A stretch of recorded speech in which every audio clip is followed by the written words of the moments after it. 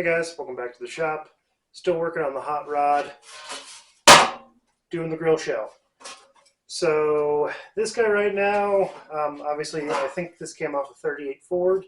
I kind of wanted that kind of Model A look as far as the nose goes for the hot rod. Obviously I'm going to have to get rid of that blue oval. It's a reliability issue. And I did get this cheap. You may remember from another video I picked it up at the swap meet for like 30 bucks.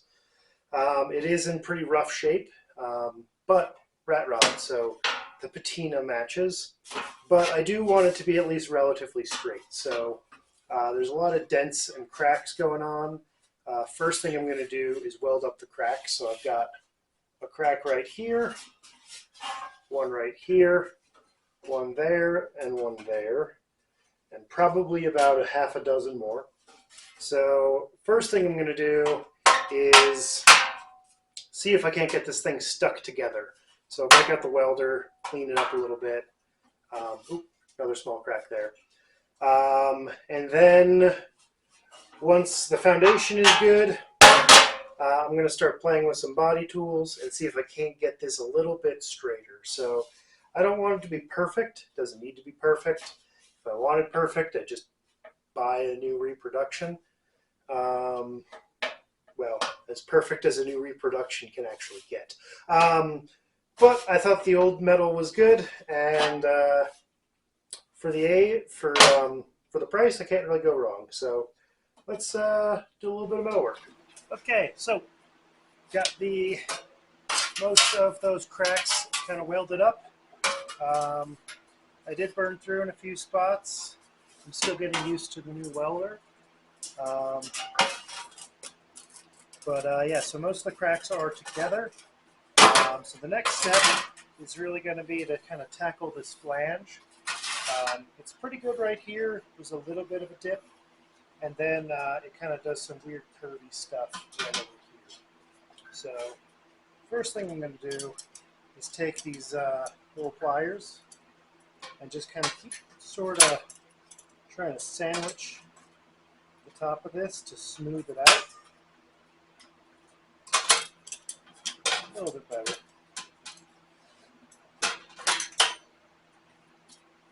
Yeah. Okay.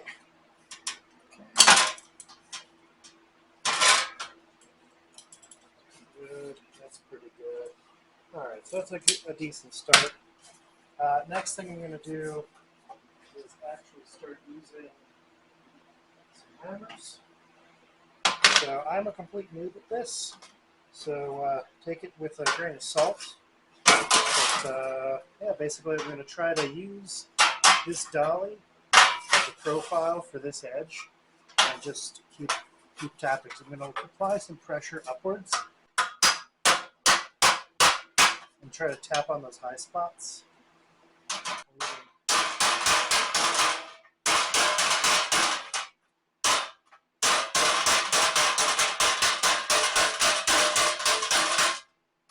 It's already looking better. Okay, this end is kind of curvy, kind of bent up. So I'm going to try to just bend that back down.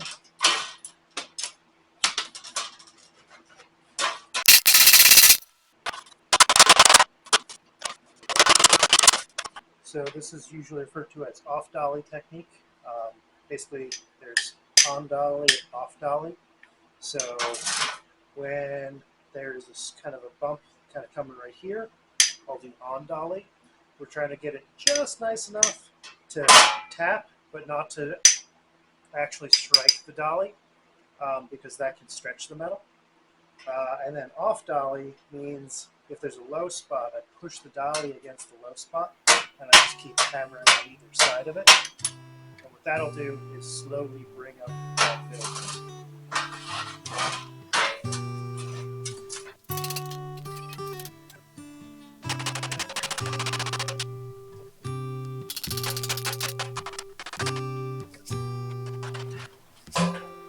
Still not perfect, but I don't know if you can see, it is a lot better. It's still a little concave to the feel right here, whereas this one's a little convex, but much, much better. So we're going to just keep working on that. But also while I'm here, I've got a little section where it's lifting up on that. So I'm going to take the little pointy cross peen side, I'm going to just put that down without wrecking the lip.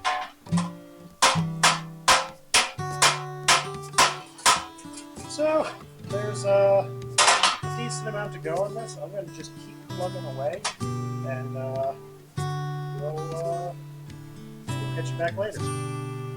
So most important thing though, I'm going to see if I can get rid of that blue. So it seems to be some sort of a rivet from the backside, sort of a press-on feature. So I'll hold that over. I've got a punch and hammer, and let's just see if I can tap it out. Oh, success. Oh, well, blue oval has been removed. Unfortunately, I did damage it, so there's some bits of blue on my floor. So it looks like this is some sort of inlay, which is actually pretty cool. Either way, I guess I can't sell it to any Ford guy, but we will make a new addition to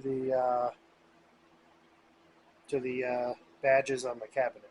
So that's at least something.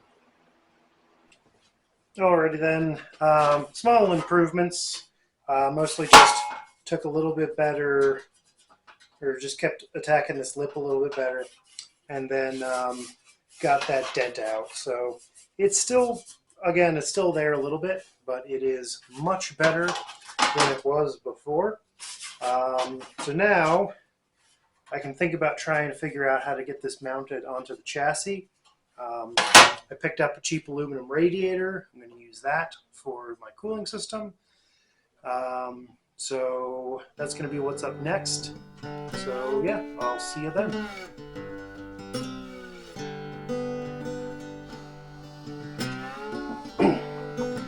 So this is at the height I like it. This side, not this side. So what I'm going to do is basically take a tape measure, and I'm going to measure from there to the bottom of this level I've got, and it looks like 26 inches is my goal. So when I mount the radiator, we want to have 26 inches to the top of the flangey bit on the grill shell. That's what the hood's going to rest on. I am going to cut the nose off of this hood. I'm going to weld the hood together, or not. I might actually put a better hinge in it. Forgot to mention, there should be a hinge in this, and this does a butterfly thing, but the hinge I had was complete trash and wouldn't move. So I think I might have a big piano hinge somewhere that I might use. So TBD, I might keep this a butterfly hood, or I might just put a hinge there and a hinge there and have it lift up like a more conventional hood. Haven't fully figured that out or planned it. But basically I'm going to cut this about right here, and then I'm going to mold somewhere between the grill shell and this to make them meet up kind of nice. But first thing I need to do is mount the radiator so I can mount the grill shell so I know where I'm putting things. So I'm going to get on that.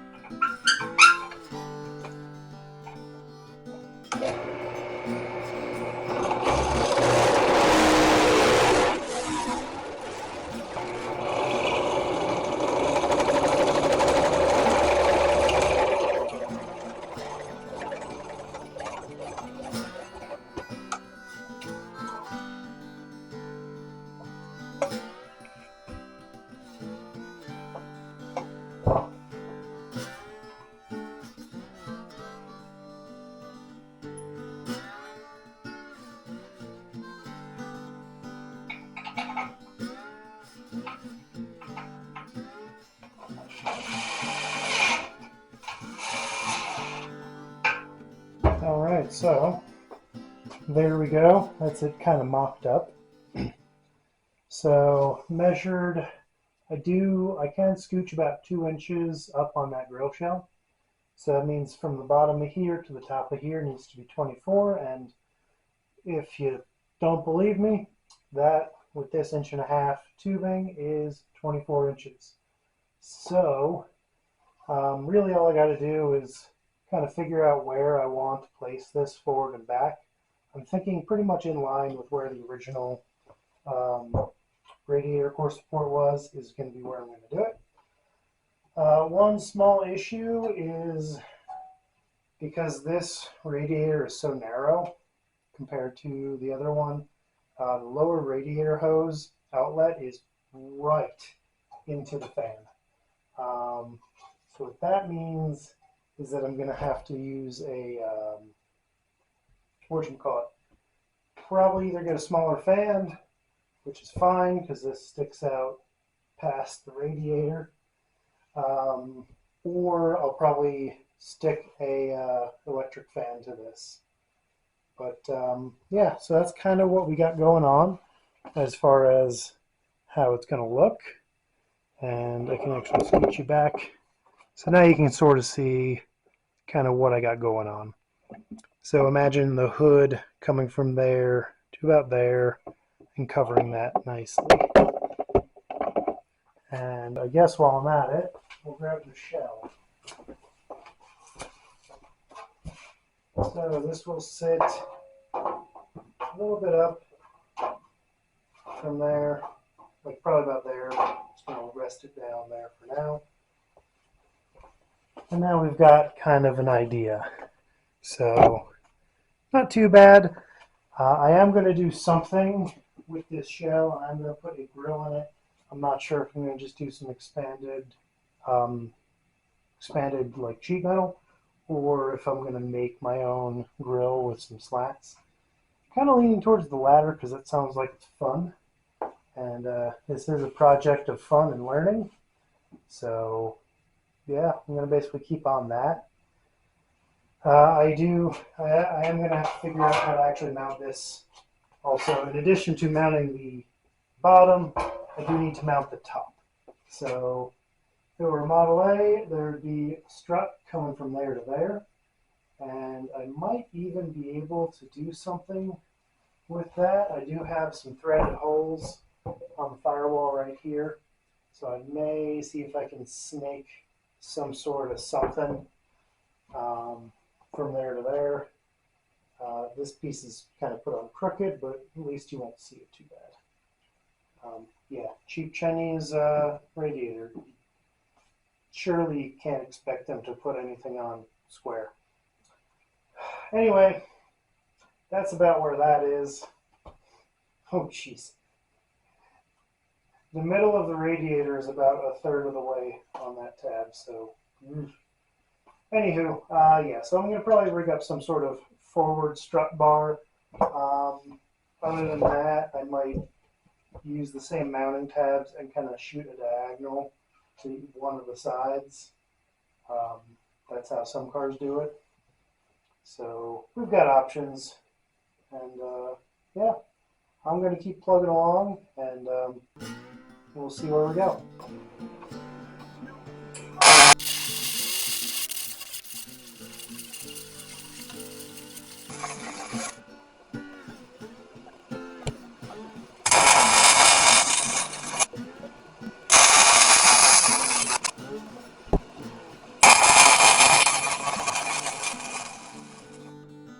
Alright, so that's all for now. We'll see you next time. Thanks for watching. And one thing of note, I am a bit of a noob as far as metal shaping goes, but I have been learning a lot from another YouTube channel I want to give a shout out to, which is Make It Custom with Carl Fisher.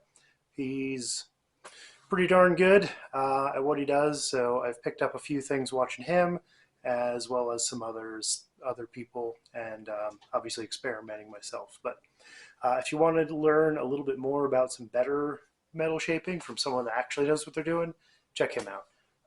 So yeah, that's it. So yeah, I'll see you next time.